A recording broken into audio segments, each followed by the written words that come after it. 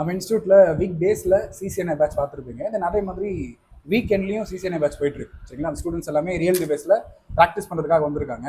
So இப்போ அவங்க கேட்போம் என்ன ப்ராக்டிஸ் பண்ண போகிறாங்க அப்படின்னு சொல்லுங்களா.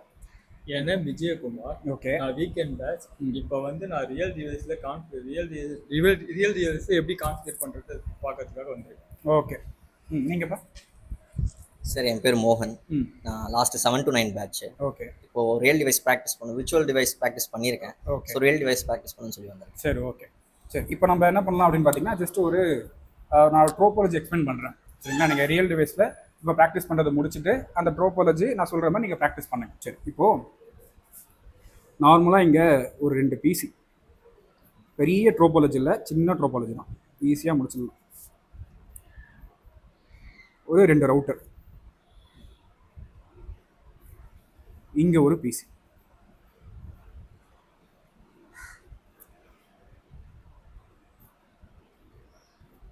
இதுதான் நம்மளோட ட்ரோபாலஜி. சரிங்களா, ஸோ இது வந்து R1 ரவுட்டர், தென் இது R2 ரவுட்டர், தென் அதே மாதிரி 2 லேப்டாப் ஒன்று கனெக்ட் பண்ணி வச்சுருக்கோம். சரிங்களா, ஸோ இங்கே வந்து என்ன ஐபி கொடுக்க போகிறோம் அப்படின்னு பார்த்தீங்கன்னா, சிம்பிளாக 10.10 கொடுத்துக்கலாம்.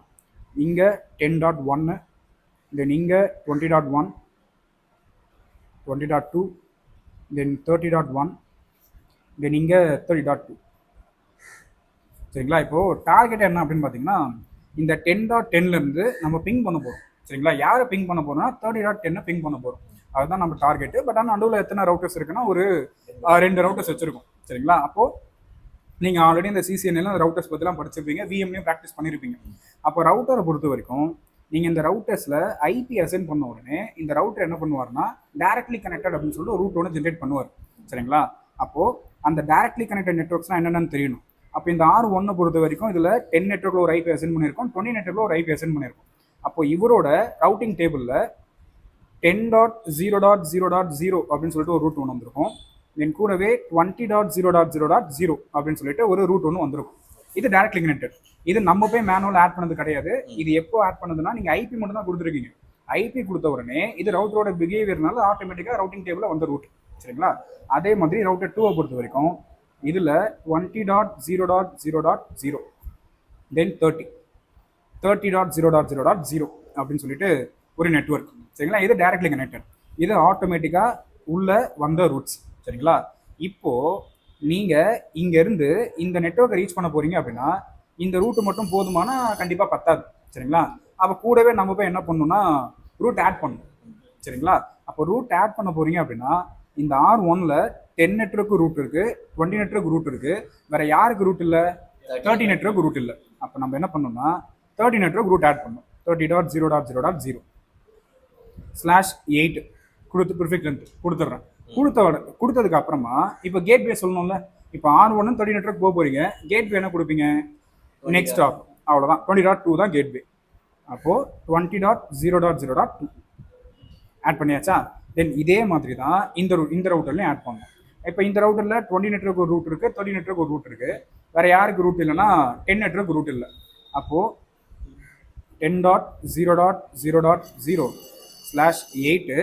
ஸோ கேட்வே இந்த R2லேருந்து நீங்கள் 10 நெட்ஒர்க் ரீச் பண்ண போகிறீங்கன்னா 20.1 வழியாக போகும். சரிங்களா, அப்போது 20.0.0.1 இதுதான் வந்து இவரோட கேட்வேயாக வரும். சரிங்களா, ஸோ ஃபஸ்ட்டு நீங்கள் இப்போ என்ன ப்ராக்டிஸ் பண்ணுறீங்க? ஒரே ஒரு ரவுட்டரை யூஸ் பண்ணி ப்ராக்டிஸ் பண்ணிட்டு இருக்கீங்கல்ல. சரிங்களா, அப்போது நீங்கள் ஆல்ரெடி இந்த ஸ்டாட்டிக் ரவுட்டிங் எல்லாமே விஎம்ல ப்ராக்டிஸ் பண்ணியிருப்பீங்க. பட் ஆனால் அதே நீங்கள் ரியல் டிவைஸில் பண்ணும்போது கொஞ்சம் டிஃப்ரெண்ட்டாக இருக்கும். சரிங்களா, அதை முடிச்சுட்டு சொல்லுங்கள். ஒரு 2 ரவுட்டர் தரோம், கேபிள்ஸ் தான் தரோம், நீங்களே கனெக்ட் பண்ணுங்கள். உங்கள் கையால் கனெக்ட் பண்ணி கான்வர்சேஷன்ஸ் பண்ணுங்கள். ஏதாச்சும் எரர் இல்லை, ஏதாச்சும் அவுட்புட் வரல, ஏதாச்சும் டவுட் இருக்குது அப்படின்னா எங்களுக்கு கூப்பிடுங்க, நாங்கள் சொல்லித்தரோம். சரிங்களா, இது புரியுதா? சொல்லுங்கம்மா. கேட்வே அப்படின்றது எப்பவுமே என்ன வரும்னா உங்களுக்கு பக்கத்தில் யார் இருக்காங்களோ அந்த ஐபி தான், நெக்ஸ்ட் ஸ்டாப் ஐபி தான் வரும். உங்கள் டெஸ்டினேஷன் எங்கே வேணா இருக்கட்டும், எத்தனை ரவுட்டர் வேணா தாண்டி இருக்கட்டும், அது பிரச்சனை கிடையாது. ஆனால் கேட்வே அப்படின்றது நெக்ஸ்ட் ஸ்டாப். ஓகே, இங்கே என்ன கதைனா இதுதான் நம்மளோட டெஸ்டினேஷன். அப்போ உள்ள வர டேட்டாவை நீங்கள் கைட் பண்ணுறீங்க, டெஸ்டினேஷன் எப்படி போகணும்னு சொல்லிட்டு. அப்போது இந்த கேட்வே அப்படின்றது ஒரு லேண்ட்மார்க் மாதிரி. நீ இங்கேருந்து 30 நெட்ஒர்க் போக போறியா, ஃபஸ்ட்டு 20.2 போகிறீங்கன்னு சொல்கிறோம். ஓகே, 20.2க்கு போகிறோம்னு சொல்கிறோம், அவ்வளோதான். சரிங்களா, அப்போ அந்த டேட்டாக்கு வழி தெரியல, நம்ம வழி சொல்லி அனுப்புகிறோம். அதுதான் ஸ்டாட்டிக் ரவுட்டிங்னு சொல்லுவாங்க. சரிங்களா, ஃபஸ்ட்டு இந்த ட்ரோபாலஜி முடிச்சிருங்க. அது முடிச்சிடுங்க. அது முடிச்சுட்டு இங்கே வாங்க, நாங்கள் இங்கே தான் இருப்போம். ஏன்னா டவுட்னா பார்த்துக்கலாம். பார்த்துக்கலாம்.